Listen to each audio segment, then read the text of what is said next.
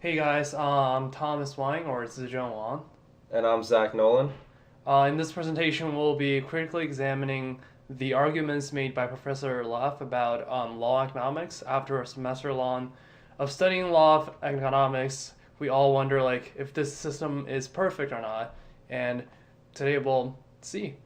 And a quick background about Professor Arthur Leff. He was a law professor at Yale, and he wrote The Tradition of Philosophical Jurisprudence.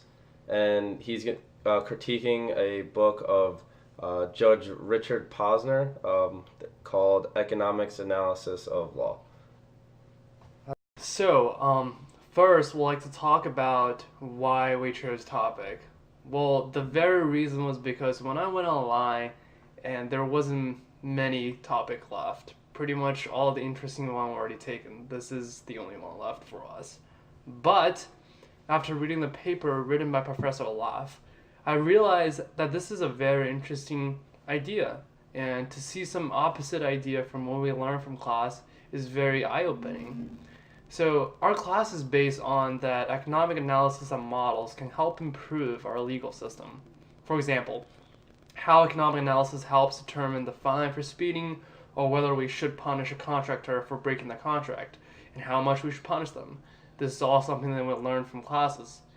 However, the author Leff, the paper Critics of the Economic Analysis of Law, argues that economic analysis in the field of law is overcredited and not nearly as helpful as we think. And during this presentation, we're going to go into details of how he elaborated that economics analysis in the field of law is not that helpful as we think it is. And I personally think he's made a pretty good point. Talking about the positive analysis. So, positive economics is objective and fact based. A major point in Posner's book is that you can sometimes take something that is normative and add value to it to make it a positive statement. So an example in his book is that suppose you find yourself facing a universally normative or empty statement. That what you'd want to do is find some grid that you can place over this data to generate a language that would at the same time provide a critical terminology. So an example of this is saying X is bad because, and something after the because, like a type of criticism. So now that because it is a very naked and satisfactory explanation. But what if you said that X wasn't good or something along those terms? What if you described X solely in empirical terms? For instance, X is what people, as a matter of fact, want. So you have now created a gap between what people have and what they want by adding value to it. Because now it is clear what people want and what they already have, so while you can no longer say that doing something is bad, you can say that some things are being done badly. So there's that sense of measurement and value added to it.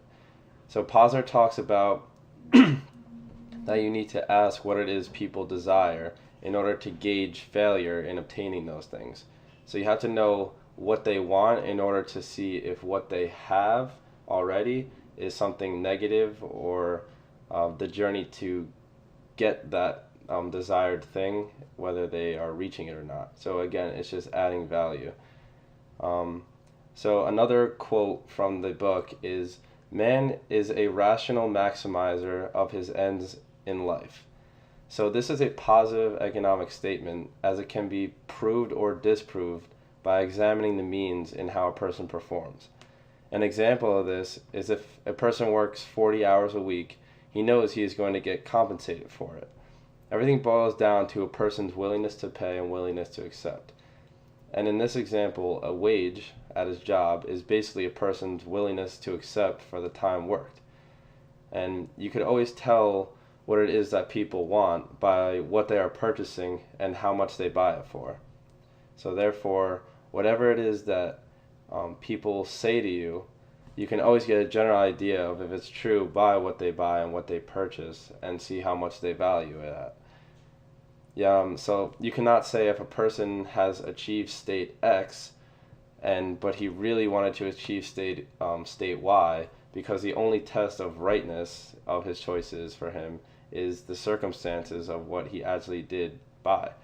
So, and this is a positive statement again because it can be proven by what was being purchased. Talk about normative analysis. The famous economist and jurist Richard Posner pointed out that incarceration as a punishment is a more costly remedy to society than a fine is. He argues that not only running the prison is a financial burden, but the loss of prisoners' productivity imposes financial loss. And thus, according to economic efficiency, we should try to figure out another solution rather than just imprisonment to reach a economic efficiency in the society. However, the left proposes that what if society is not interested in reaching the economic efficiency, or society does not even worry about deterrence or even rehabilitation of imprisonment? And I personally think it's totally true. Humans are logical, but we are also emotional creatures. We don't make our decisions solely based on economic efficiencies. For example, if a murder slaughtered one of your close family member, I hope that never happened, but let's just assume that, and you guys go to court, the judge says, since going to prison is going to cost us a huge amount of money, a huge amount of taxpayers' money, we're not going to put this criminal in prison. And just hanging the criminal is not an option. And you're going to probably argue that, well, I think the criminal deserve it. And even though I know that this action will cost society as a lot of money, but I just want the vengeance. And I think that happens a lot. If you just imagine losing one of your close family member and the criminal doesn't get the justice that you think you deserve. You would do anything to make this guy go to prison, right? An analysis of Richard Posner's book, Economic Analysis of Law, Posner discusses the efficiency aspects of economics and how it relates to willingness to pay. He believes that whoever is willing to pay the most is going to get the good. And Leff argues that the model doesn't take into account inequality. Leff also argues that circumstance can play a factor in things and the reasonings behind specific decisions, not just monetarily. So if you're going to punish people, we have to understand their value of the action and what they value it at.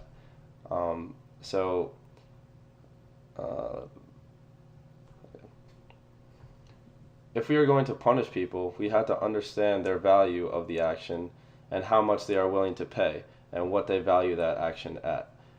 A good example is if somebody is robbing a bank and they know that they can get $10,000 from that bank, and understands the probability of getting caught while robbing it.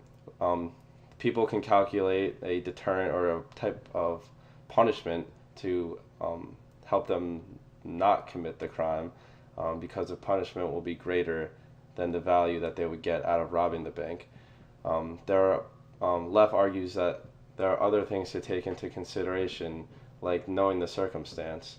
And for instance, what if that person is under duress, and if he doesn't rob the bank, then someone in his family might get injured or is being held hostage or something. And you don't know these circumstances that might deviate from the efficient outcome, and Leff argues that there's much more than money and willingness to pay that you need to account for. On that argument, Leff argues that the value model established by Posner is flawed, since the concept of willing to pay assumes that everyone in our society has equivalent power, which is untrue. So Leff made a really interesting thought experiment, or an example, of a homeless guy trying to buy a loaf of bread. So imagine the homeless guy is starving for days, and he tries to buy a loaf of bread. He groped his pocket and only found $1. And then there comes a millionaire, and he offers to buy the bread for $1.01. So imagine if you're the seller, you'll probably sell it to the millionaire who offers a higher price. And Posner would argue that since the homeless guy is only willing to pay $1 for the bread, his value of the bread is only $1, which is not true because that's all the money he has. If he has more money, he's probably willing to pay more. And that's the reason why, that's the main reason why left believes that the economic efficiency model that Posner made, which doesn't take other factors into account, is flawed and shouldn't be applied to legal system as much as it is now. So we reach our conclusion. We both believe that economic analysis certainly contribute to the making of a better legal system in terms of maximization of social wellness, especially in finance. However, it shouldn't be the only factor that is taken into consideration when making legal legislation, as Laff argued. Logically speaking, economic analysis should provide optimal amount of punishment, but people are emotional creatures, and different scenarios dictate various solutions. Just as the example that we use in class, the speeding ticket. Posner would probably argue that income shouldn't be taken into consideration because it has nothing to do with economic efficiency. It doesn't matter how much you earn, the money you're paying should be able to reach economic efficiency. Whereas Laff would argue that it perfectly makes sense for people with different income to pay differently for the speeding ticket. The richer people were probably willing to pay more for the ticket, whereas people who live on poverty or they barely can afford a car would pay rather less. And as a result, we believe that economic analysis is a great tool for setting up appropriate legislations, but it shouldn't be the only one that, just like a person with a great taste in music does not make him a great guy. And economic analysis shouldn't be the only factor that's taken into consideration when setting up legislations. And thank you for watching. Good luck on finals.